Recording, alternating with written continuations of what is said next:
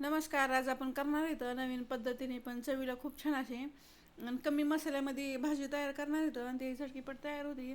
एकदा ह्या पद्धतीने भाजी केली तर तुम्ही चव विसरणार नाही, तर अशी चवीला भांडणात अशी होती. रेसिपीला सुरुवात करू. हे पावशेर वांगे घेतलेले ते असे काटेचे वांगे घ्यायचे ताजे बघून. असे कडक जर वांग असलं ते घ्यायचं नाही, किडकं निघते आतमधनं, जी मऊ वांगे राहते तेच घ्यायचं. त्याला 2 पाण्यानं धुवून घेतलेलं इथं. त्याला कापाय घेणार होतं ते देठ अर्ध तोडून टाकायचं. जीवर जे वांग्यावरचे काटे आहेत ते काढून टाकायचे, कारण वांगे जरी शिजले तर काटे टोचण्याची शक्यता असते खाताना. आणि मधनं असे 4 भाग करून घ्यायचे वांग्याचे. वांग की छान असं आतमध्येपर्यंत निघलेलं आहे, अजिबात किडकं निघलेलं होतं. असे मऊ मगून वांगे घेतले तर एक बी किडकं वांग निघणार नाही. असे वांगे कापून घेतले की लगेच पाण्यामध्ये टाकून घ्यायचं. पाण्यामध्ये टाकली म्हणजे काळे वांगे पडत नाहीत. मग सगळे वांगे कापून झाले. आता एक वाटण करून घेणार आहे. ते वाटण फक्त साधं सोप्या पद्धतीने करणार आहे. 3 चमचे वाळलेलं खोबऱ्याचं खीस टाकून घेतलेलं आहे आणि 10 ते 12 लसणाच्या काय टाकायचं आणि भरपूर असे कोथिंबीर टाकून या आवडधोबडं मिक्सरमधून वाटण करून घ्यायचं. एवढंच वाटण करायचं, जास्त काही वाटण दुसरं करायचं नाही वेगळं. आणि वांग्यातलं पाणी पूर्णपणे काढून घ्यायचं आणि बॉटलने असं चौकडं मीठ लावून घेणार आहेत वांग्याला. फक्त बॉटन लावायचं, जास्त नाही लावायचं, थोडं थोडंच लावून घ्यायचं. असं वांग्यांना मीठ लावून घेतलं म्हणजे आळणी लागत नाही. ती सगळ्या वांग्यांना असं मीठ लावून घेणार आहे. एक कढाई घेतलेली, त्यामध्ये मोठे 3 चमचे तेल टाकून घ्यायचं. तेल गरम होऊन द्यायचं. तेल गरम झालं की त्यामध्ये वांगे टाकून घेणार आहेत. वांग्याला डाग पडेपर्यंत तळून घ्यायचं. असं केल्यामुळं वांग्याची चवी वाढते आणि चवीला खूप छान असं होतं. असं चांगलं सगळं डाग पडले आहेत वांग्याला. हे आता काढून घेणार आहेत.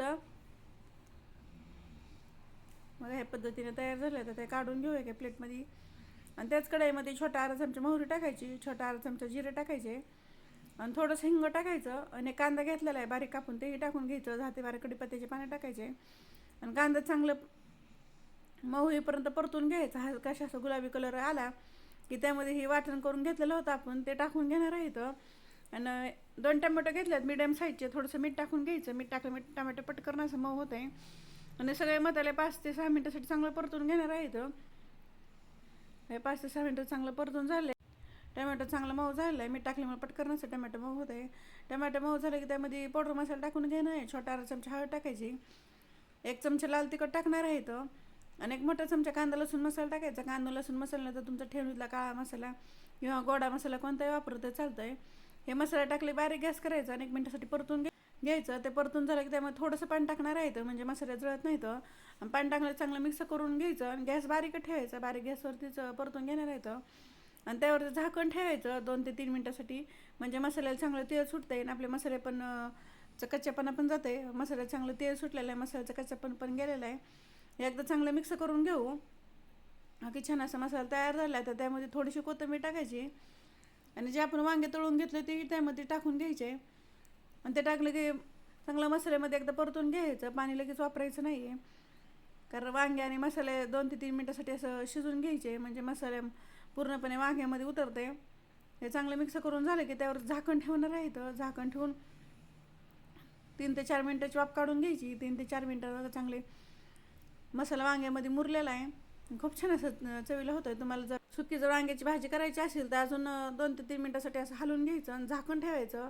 पाणी न घालता असे वापरून घ्यायचे वांगे, म्हणजे चवीला खूप छान असं होते. पाणी न घालता वापरल्यावर भाजी छान लागते खायला. त्यामध्ये पाणी टाकलेलं आहे, 2 ग्लास गरम पाणी टाकणार आहे. तर जशी आपल्या ग्रेव्ही करायची तसं पाणी टाकायचं त्यामध्ये आणि मिक्स करून घ्यायचं. त्याला उकळी आले की मोठे 3 चमचे शेंगदाण्याचे कूट टाकले आणि 1 चमचा धने पावडर, थोडंसं मीठ टाकायचं, कारण आपण वांग्याला पण मीठ लावून घेतलं होतं आणि टमॅटो मऊ करताना पण मीठ टाकलं. थोडंसं मीठ टाकून घ्यायचं आणि बारीक गॅस करायचं. बारीक गॅसवर त्यावर झाकण ठेवून शिजून घ्यायचं. पूर्णपणे त्यावर झाकण ठेवायचं नाही आणि एकदा 2दा असं आधीमध्ये हलवून घ्यायचं, म्हणजे वरची खाली बाजू झाली की मग चौकोन एकसारखं वांगं शिजतंय. बघा वांग्याची भाजी झटकीपट तयार झाली आणि वांगे चांगलं शिजलेलं आहे. आणि पूर्णपणे पण असं गाळं वांगं करायचं नाही, थोडंसं असं कच्चं राहून द्यायचं, म्हणजे खायला खूप छान असं लागत आहे. पूर्ण गाळ की तर चव लागत नाही वांगे खायला. त्यामुळे थोडीशी कोथिंबीर टाकून घ्यायची आणि कोथिंबीर टाकून मिक्स करून घेणार आहे. पाहू शकता किती कमी मसाल्यामध्ये झटकीपट असं साधं सिंपल वाटण करून वांगं रस्सा भाजी तयार झाली आणि चवीला खूप छान अशी होती. भाकरीसोबत, भातासोबत किंवा चपातीसोबत तुम्ही कशासोबतही खावा, चवीला एकदम भन्नाट अशी लागते. ज्याला वांग्याची भाजी आवडत नाही ते ह्या पद्धतीने केलं तर आवडीनं खातील. हे माझी रेसिपी कशी वाटली कमेंटमध्ये नक्की सांगा. लाईक करा, शेअर करा आणि चॅनल जर सबस्क्राईब करा आणि बेल आयकॉन दाबायला विसरू नका.